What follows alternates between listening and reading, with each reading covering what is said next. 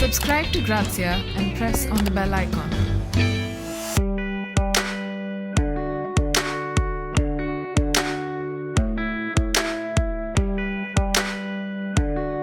I think dance as a form, like you said, is a self-expression by itself. And for me, I think it's cathartic. I feel like I can just unwind. I feel I can rid of all toxins in my system.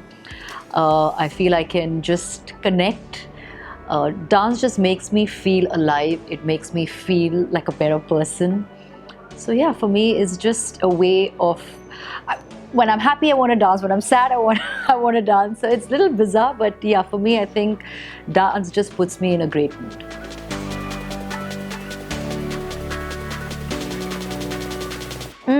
My girl gang. I mean, Sex and the City may sound really cliche, but I think we kind of really embody, each one of the girls from the original Sex and the City gang. But if I have to give an alternative, then I would say my sister is somebody. She's really funny, so like a Jim Carrey kind of a really funny character. We'd be superheroes of sorts. Then Bebo would be like a Gal Gadot kind of a character, which is Wonder Woman.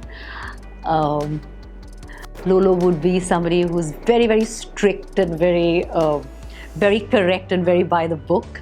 So I'd say, I don't know, she'd be like a really like the stern professor who's very like, like I said, by the book.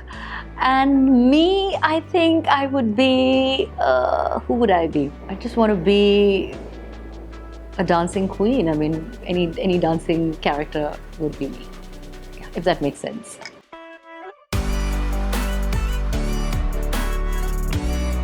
Yes, love cooking. Cooking, again, for me, like dancing, is very cathartic. It's very, very therapeutic for me. My go-to dish is all things Thai. I love Thai food. I make a mean pasta as well. So yeah, I think toss up between like a green curry rice and some stir fry and a truffle pasta.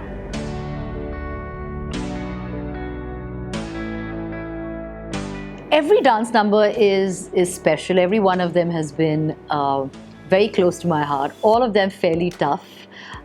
If only I could show you bruises that I've had thanks to every dance number that I've done. But I think without a doubt I would rate Chaya Chaya as number one, purely because it's the first one that I did on big screen. I mean, I've done a video before that. Gurnani Schmidt I had done before that. So yes, that was also very special for me. But on big screen, it was Chaya Chaya, and it'll always be special because I think truly it was the most difficult in terms of, conceptualizing it, in terms of execution, into everything. For me, that was really tough. The toughest part of being a judge is actually judging. That is the toughest part. I mean, if I had my way, I'd tell all of them 10, 10, 10, and you're all winners, if I had my way. But it is a show, it is a contest, and we have to, and I feel when I have to judge, like kids, it's very difficult because, I mean, you just that look on their face, and, they look so heartbroken if you tell them, or you give them lesser marks. So I just find that really hard. That's very, very tough on me. But I guess I gotta do it. The most entertaining encounter with a fan. Let me think. I've had some bizarre ones. I've had some little slightly bordering crazy. I've had funny encounters.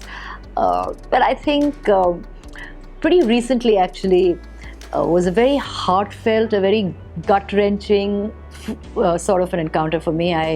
I was walking, I was going on my evening walk with my sister, and this lady comes up to me and she says, "I'm not from here, I'm from out of town. I'm a huge fan of yours, and I really love you." And I said, "Thank you." And I said, "Okay, sweet." And then she turned around and she said, "I just want to tell you that I don't live here. And when I heard about your mishap when I had an accident, she says, I ran straight to the temple and I prayed for you, and I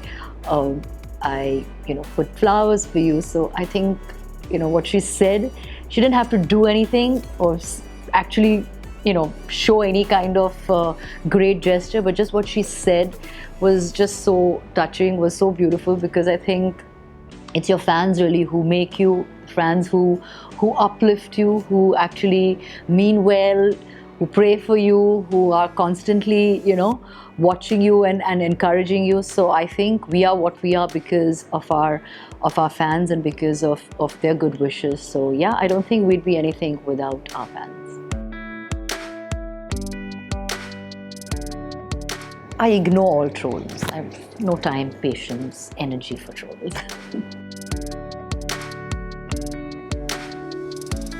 Access to a celebrity closet, I would say, Kim Kardashian, Jennifer Lopez, Donatella Versace.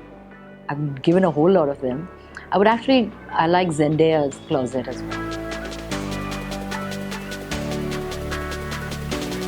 How did I deal with empty nest syndrome? Oh my God.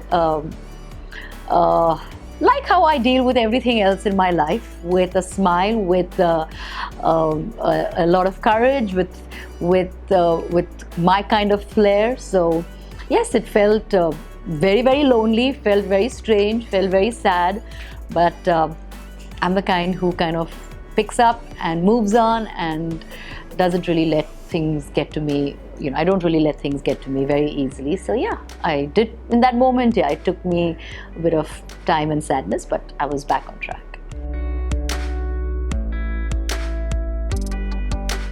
Well, I think they're two very different worlds. Although I would say me being on screen and being an actress, being on television, etc. I think that is what has helped me and has really encouraged me and probably opened all those millions of doors for me to be able to pursue and to understand and want to go down an entrepreneurial path. So they're two very different, but I would definitely say one has kind of definitely helped the other. One has actually fast-tracked me being an entrepreneur. So I'm really glad, and I love the fact that I can now be part of ventures which are close to my heart, which I feel very passionate about, which I feel like I can make a difference to. So yeah, I like this change and this shift focus in my life.